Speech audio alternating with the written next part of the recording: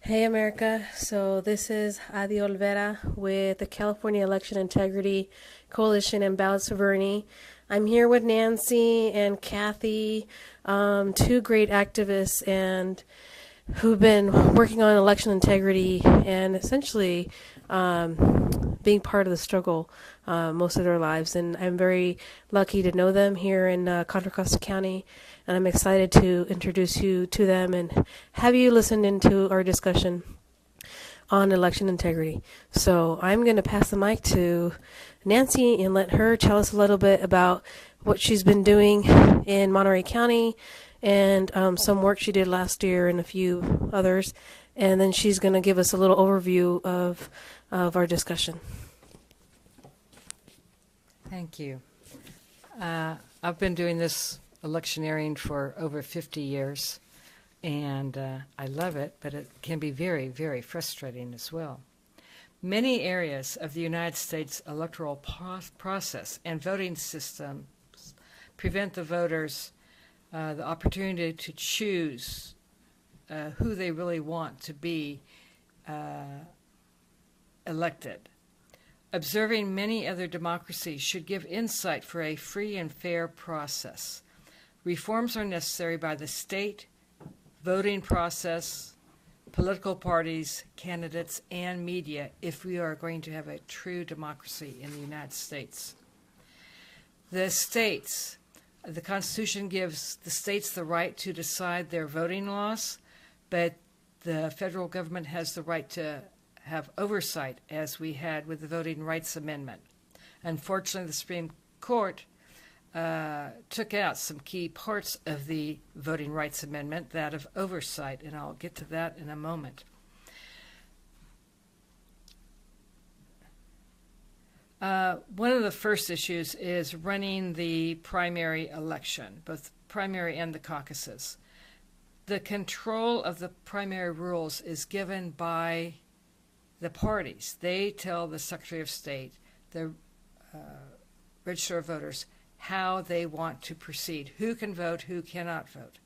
Well, to me, and there is a lawsuit happening about this, the state pays for the elections, the voters, the taxpayers pay the state, and so it should be the voters and the Secretary of State, Register of Voters, who are deciding the rules to operate the caucuses and primaries.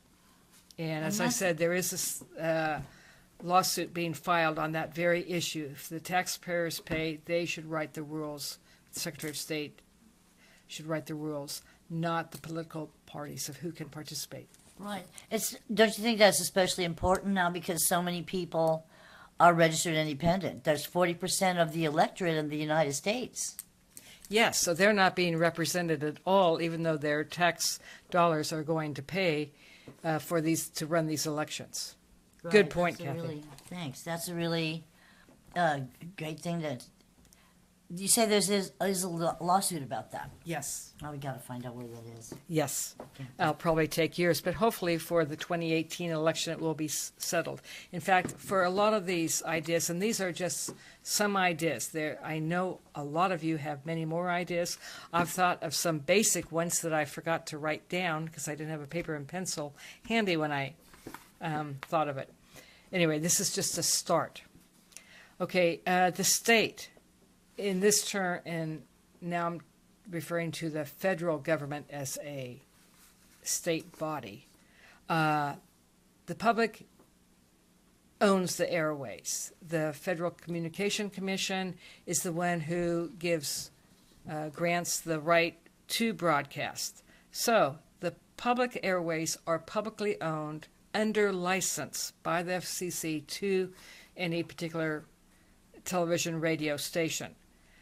Since it's public airways, the TV and radio station should be required to provide airtime for any viable candidate.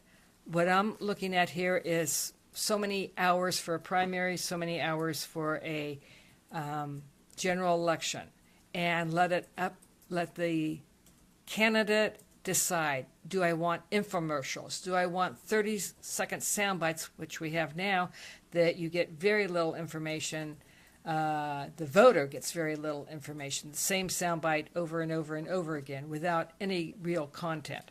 So if we had infomercials by the candidates to really inform us of their opinions, I think that would be very helpful. The Secretary of State and the Register of Voters must be nonpartisan. We have had the last few presidential elections where we have a very biased Ohio Secretary of State that was part of the campaign. We also had Florida, where the Secretary of State was co-chairman of a campaign, presidential campaign. This cannot happen in a democracy. There must be strict regulation that any Secretary of State, Register of Voters, must declare nonpartisan and not say anything about who they are choosing as candidates.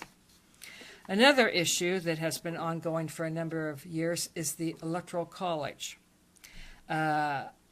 There are many problems, and I know a lot of people would like to just get rid of the Electoral College. That would take a constitutional amendment, so that's more difficult. But what we could do is change it. Right now, the majority of states, it's winner take all. So if you're in a 49-51 state and you're at the 49, your vote does not count. If we had proportional popular vote, that the delegates to the Electoral College had to vote as the popular vote was cast. That would make it much better than it is right now. Currently, there are only a handful of states that the electors must vote how the popular vote went.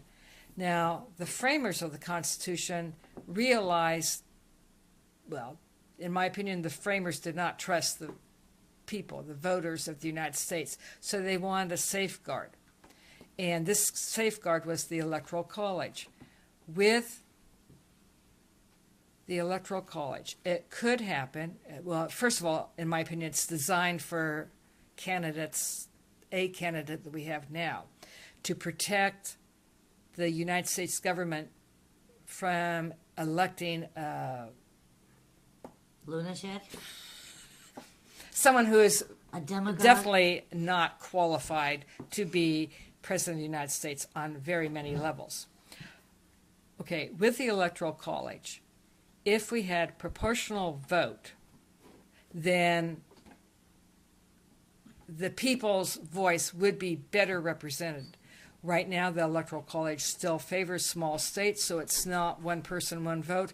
But at least if we moved in that direction, because it does take, as I said, a constitutional amendment to eliminate the Electoral College. If we at least did proportional popular vote that the electors do vote, base their vote on. And as I said, there's only a handful of states that the electors must vote how their state population voted. So there is still an out in case one presidential candidate was elected by the popular vote in the states. He could still not be sworn in because the elector should represent the people of the United States first before any party affiliation. Think of what is best for the party, what is best for the government. How about the people? Considering the people and the ramifications of Trump as president are so great that I hope that it doesn't come to that, but the electors would vote their conscience. Thank you. Against the popular vote? Yes, They could can actually it. do that? They can. Only 5 states, I think it's 5 states, are the electors sworn to vote in the Electoral College as the voters in their state voted. So Wow. it's not a done deal after the popular vote is in. In January is when the President of the United States is selected. I guess Not I knew November. that. I've just forgotten it. It seems so outrageous. to have it, that's never happened, has it? That the Electoral College has gone against the popular vote? Yes, it's happened several times. I think it's four times. Bush v. Gore. Well, that was a Supreme Court decision. That was not. Yeah, but I mean, yeah. the Yes, vote, it ended up, yes. yeah. The In fact, that electoral might have been votes 5 were- times, yes. Yeah. So it has happened that the popular vote candidate was not sworn in.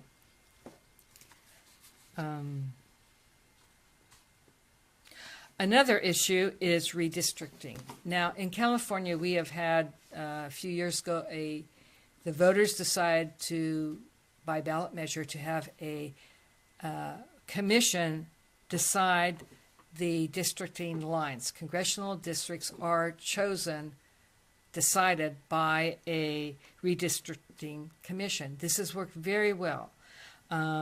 We still have some awkward congressional districts in the state, very long and narrow, but compared to some gerrymandered states where it's a very thin line and you have like 2 blocks, you have several blocks, miles of votes, then you narrow it down to maybe 2 blocks and then you have another large area of voters. I mean, true gerrymandering. If the federal government requires states to have a redistricting commission made up of a variety of people, so they're looking at county lines, city lines, industries that are important, like ag areas together, various industries that have issues that they want their legislator to work on. That's important when considering redistricting. Okay, restoring the Voting Rights Act. I used to live in a community, Monterey County, that was under pre-clearance because of denial of voting rights to a certain group of people. And then the Supreme Court recently, a couple of years ago, eliminated that pre-clearance portion of the Voting Rights Act. And they said that, well, it's not needed. Well, it wasn't needed because it was working. Now we have the new voter suppression laws, such as voter ID, even though you might be 100 years old and you've never driven or had an ID. Numerous types of voter suppression is going on because of this pre-clearance section of the Voting Rights Act being removed. On the positive side, the court did not remove the criminal prosecution under the Voting Rights Act, so lawsuits and criminal charges could still be brought for wrongdoing in this election period.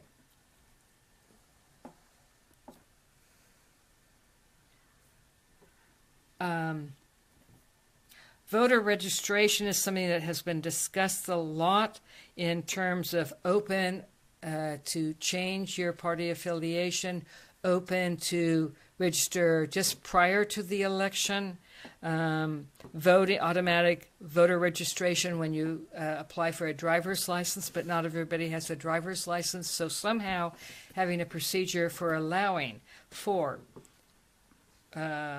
automatic registration when you turn 18, maybe through high schools or whatever. So that's something that has to be considered, especially since we found out with the Bernie campaign that youth are interested. You give them a candidate that they can believe in, and they are going to turn out in masses, as we found out at those wonderful rallies. Now, what do we hear just tonight about the number of poll workers? Hasn't it doubled for the state? Well, I don't know in the state, but in in Contra Costa County, there are 500 high school students who have been trained to work the polls. This is so exciting. 500 at least just in Contra Costa County. So getting the youth involved in working the precincts, heavens know, as somebody who's almost 70, we need younger people working the polls. It's a very long day from about 6:30 till about 9:30 or 10. So we need young people.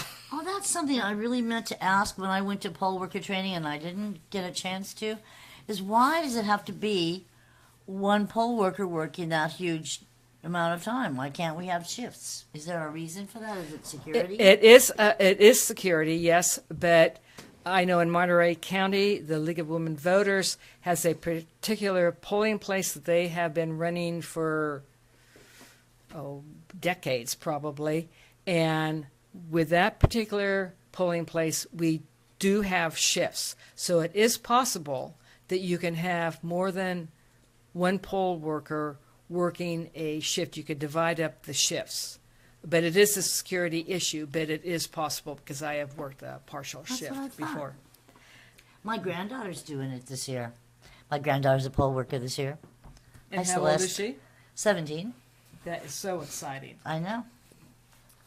We were trying to get assigned to the same poll place, but we couldn't. So that's okay. We'll spread the love around and attention to detail. She's going to be a great one. Great. Yeah, I'm excited about having youth working the polls. Okay. Another issue is third parties and eliminating unreasonable restrictions on minority parties to participate in the electoral process. So many states have so many obstacles, mainly enough money raised and enough names on a signature gathering to be placed on the ballot. So that is a real issue, as well as the debates and any media coverage of third parties. They just seem to think that there really are only two parties for the most part. Okay, one thing that can really help is ranked choice voting. For too many of my years, I have voted for the least of the evils. Somebody I didn't really want, but okay, not as bad as so-and-so. This year I did vote for somebody who I really wanted, and I'm so glad I could vote for a woman, not the one that's going to win, however. So ranked choice voting, you get to choose one of, I think, 3 candidates who first choice, second choice, third choice. San Francisco has this. Other countries have it, and it works. And you get to be happy with your vote because you know if your first choice doesn't get it, well, maybe the second. And if not, at least by the third choice, you're probably going to have the person, your vote, count for one of the people that you would prefer. Okay, the final, well, not the final, but under the state guidance for democracy, making elections more democratic, publicly financed elections. Now, a lot of people say, oh, we cannot have publicly financed elections. No way. I mean, I don't like those people in Congress. I don't want to pay for their candidacy. Well, if you analyze the congressional budget with all the special interest laws that are written for particular corporations or people, the tax codes that favor corporations or the wealthy, we would save, I guess, billions of dollars that can be applied to average people running for office that don't stand a chance to run because they don't have the money. But if you don't have to worry about money and you're a good person who has good issues and you can get the media to cover you, then you have a chance. But right now, we will never have a true democracy while we have Money in politics. money in politics, yes. Corrupt money in politics. Next category I have is voting process. Paper ballots retained and open for public view. With this voting process, there is no way to hack the elections, hack the voting machines. With the with the paper ballots, it is guaranteed you have a record. You have an authentic record marked by the voter, not a paper trail that the electronic voting machine may or may not give you accurately. So that is number one. Paper ballots retained and open for public view. Also, caucus states the final vote should be a secret paper ballot.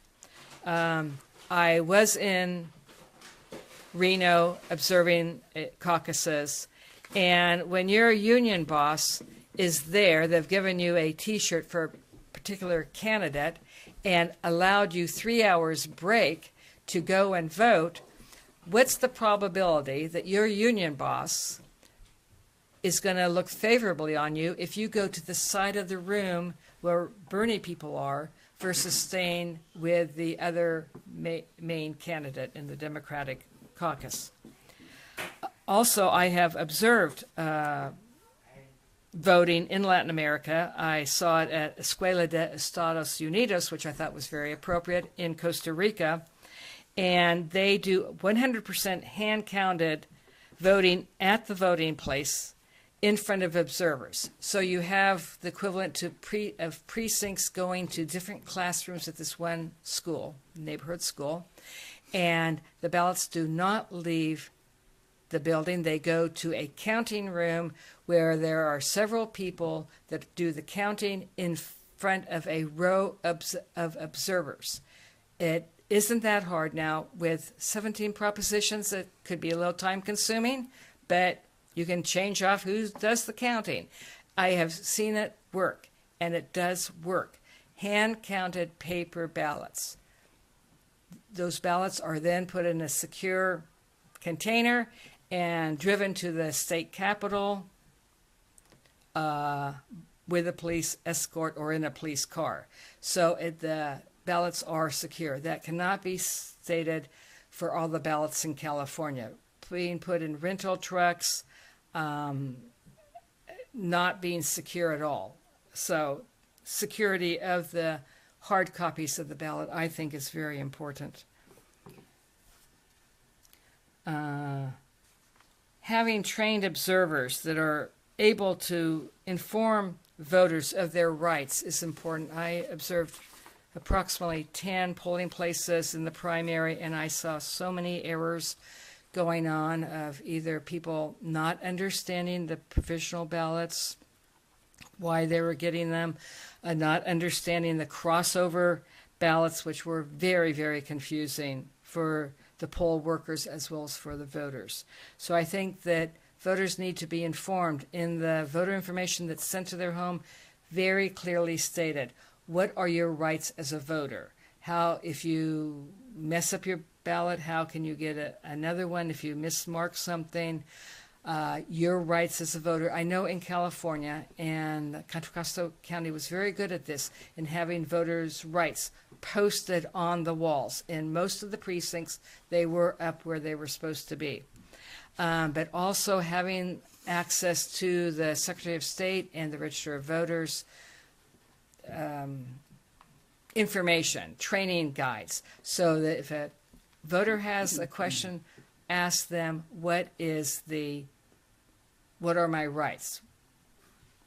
Yeah, we have those. And actually, there's a number that we can tell voters to call, here in Contra Costa at least. Then there's an election central where they'll get answers to questions. So that's good. Yes. At our election conference that we managed to have last month, most of the election activists thought that Contra Costa sounded like they were pretty well set up. Yes, I think they are. At one polling place, I saw 5 provisional ballots being filled out at the same time. And each polling place I was in, at least one person was at a table filling out a provisional ballot. I think, there were definite problems with registration rolls. I don't know where the problem came from, but I saw one person showed me his voter registration card sent by the Contra Costa Register of Voters, and it said Democrat. On the roster it said Republican. I saw a Republican ballot being given to a no party preference voter, which was incorrect to do that. Numerous errors, but mainly it was with the voter registration rolls. Problems, people said they did not request an absentee ballot, but they were down as receiving one. So a lot of issues. So it is good that we do have provisional ballots. And I'm seeking information from our registrar for the number of ballots. 87% of the provisional ballots were counted in the primary.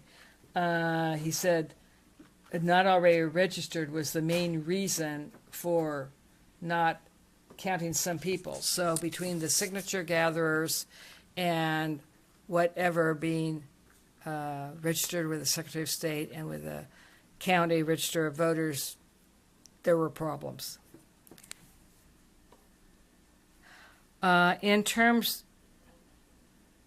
okay, I do believe that there should be minimum uniform voting standards for the process and the system for all states. The federal regulation should come in, such as the Voting Rights Act, that we need to have basic minimum rights guaranteed for voting. Political parties have a role, obviously, in this. We must have open debates for all candidates, viable candidates, to win the popular vote and the Electoral College. If you're on the ballot in enough states to win the primary, general election, or the primary, general election, you should be in a presidential debate.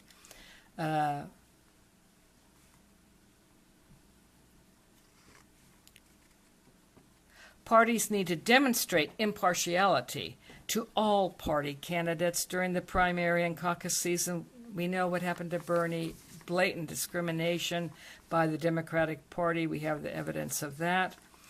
The parties need to realize, both major parties, that over 50% or approximately 50% of the voters have declared no party preference. In other words, we're fed up with both of the major parties.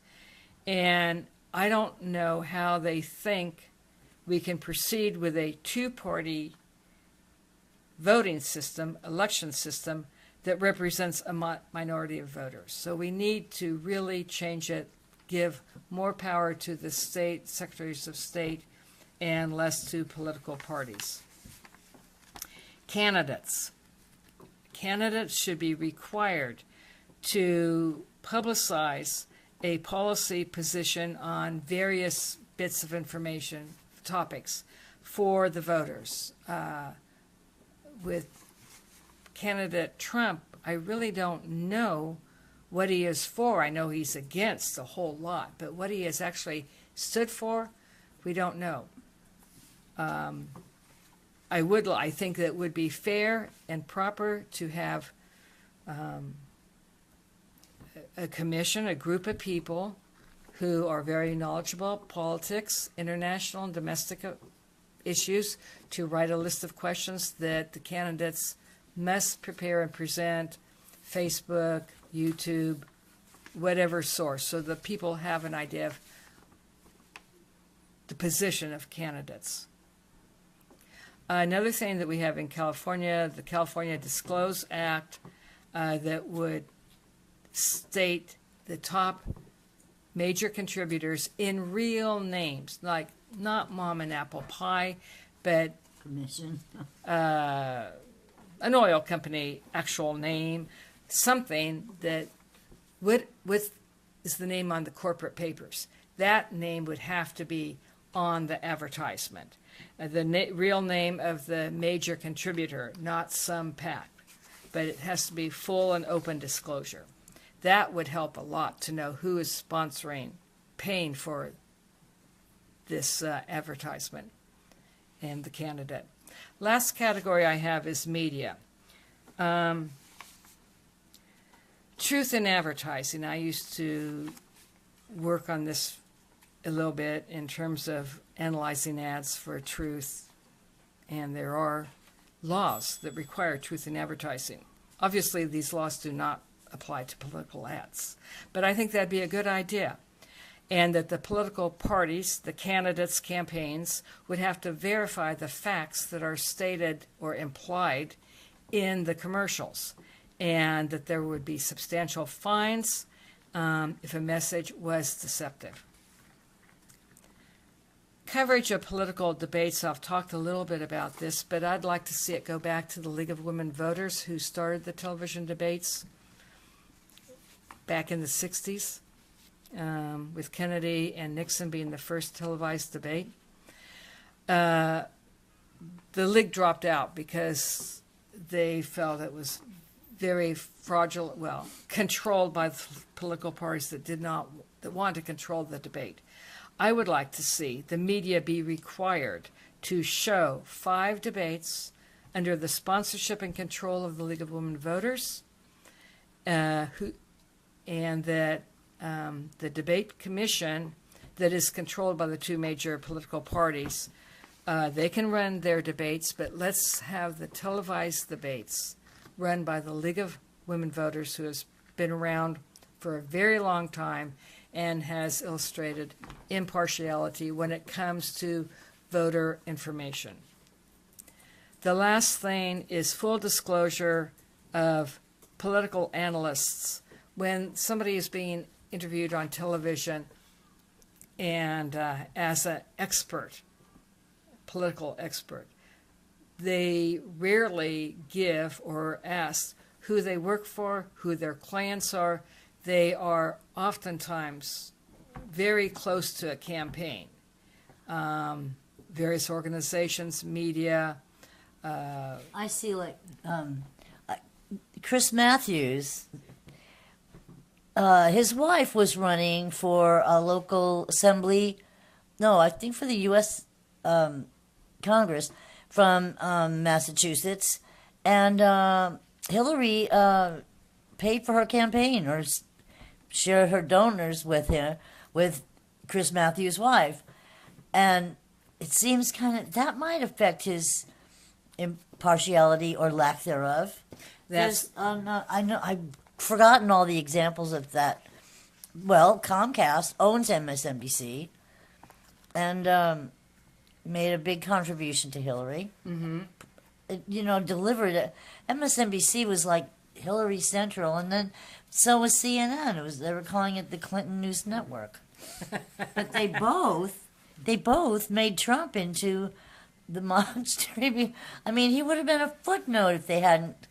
They covered his whole speeches, and they give snippets of Hillary and not even say a word about Bernie. Mm-hmm. It was so far from impartial. Whatever party you're in, you have to admit that's we need a more regularized system. And I think with this election, the media, mainstream media, they really have to take responsibility for whoever is sworn as president of the United States, because it was so absolutely biased, as you said, Kathy, just terrible. And this is why one of my first items was free media on television and radio for candidates, viable candidates, to win the presidency, so that it takes they have a chance to speak to the voters of this country. So, as I said at the beginning, this is only a partial list. There are many, many things that we need to do to bring democracy to the USA. But hopefully, by the 2018 midterm elections, we'll have some of these in play. One thing about this election, no one thought it would ever come to this. It has come to this. So now is the time to bring real change in our elections. Really make a democracy instead of a whatever it is. Thank you. Thank you very much for listening tonight. Kathy? Nice to meet you. All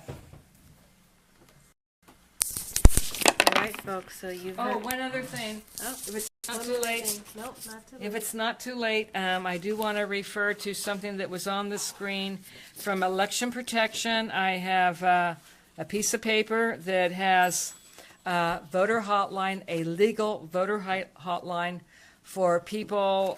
There are several numbers: English, Spanish, Asian, all the way from China to around India and Pakistan. and also Arabic language hotline. So this is, you have a picture of this on the screen.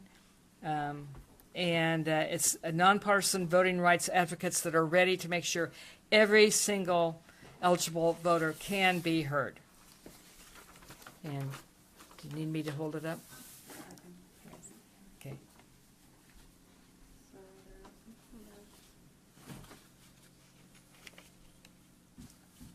Did you get it? Yeah. Okay, got it. good. Okay, thank you for listening tonight, and make your own list. There are so many more things to add. So if we, and there are numerous organizations that are concerned with voting rights, so if we all act together, form a coalition to really bring change. Thank you so much. Good night. Hey everybody, so today was a really awesome discussion with Nancy and Kathy. Give them a like and thank them for volunteering to share with us their knowledge on election integrity. And we know that you viewing also have your own experience, so it'd be great if you posted the experiences you've had as a voter, as a poll worker, as an observer, watching the ballot count. The other thing I'd like to just end with is that, we're the group that organized the Take Back the Vote conference with the California Election Integrity Coalition. Ballots for Bernie is a partner in that with the Voting Rights Task Force and many other ballot observing groups. And we want to keep doing more work, and we have a lot of organizing to do for many years to come. So please donate to GoFundMe.com/Take Back the Vote. $5, $10, give us $100 if you can. We could use anything to just, I like a better mic system. That'd be nice. This is truly grassroots, and whoever is accusing us of being Microsoft shrills, they haven't bought me a nice mic, so this is totally grassroots, and I'm not trying to scam anyone, but we'll take your donations. This Sunday, we're going to have Nancy come back. She's been talking to the Contra Costa ROV, and we want some more information. I'll be going to a poll worker training on Saturday, and I'll give you some updates about what I've learned, and hopefully Kathy can come back as well because she went to the poll worker training, and we'll give you an overview of what we're expected to do at the polls. And let's see if they give us a well-rounded information so we can be great poll workers. And once I know where my precinct is, I will share it. Then you can come observe me and make sure I did a good job. The other thing is, just follow, like our page, Ballots for Bernie. We'll keep you connected with the coalition. You can go on YouTube now. Thanks to Richard Tam, part of the Voting Rights Task Force. He has uploaded all our previous videos, and this one should be up also in the next few days, as well as once we do our Sunday live stream in the evening, he will also download that and post it on the California Election Integrity YouTube channel. So if you go to YouTube and search California Election Integrity Coalition, you'll find us there as well. So thanks again, and have a good weekend.